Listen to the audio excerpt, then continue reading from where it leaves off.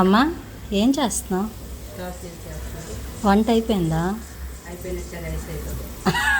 మా అమ్మకి ఏంటి తెలుసా అండి, ఫాస్ట్గా వంట చేసేసి ఆ స్టవ్ నీట్గా అలా కొట్టేసి దాని మీద క్లాత్ వేసినంతవరకు మా అమ్మ మనసు ఒప్పుకోదన్నమాట.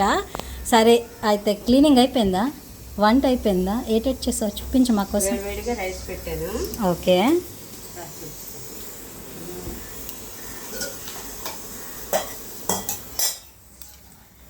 బీరకాయ ఉల్లికారం అంటారు కదా, అలాగా ఫ్రై చేశాను. ఓకే. ఇంకా బీరపొట్టు ఫ్రై చేశాను. తక్కువ ఉంటుంది కదా, అదేమో ఫ్రై చేశాను. ఓకే. టమాటా పప్పు చేశాను.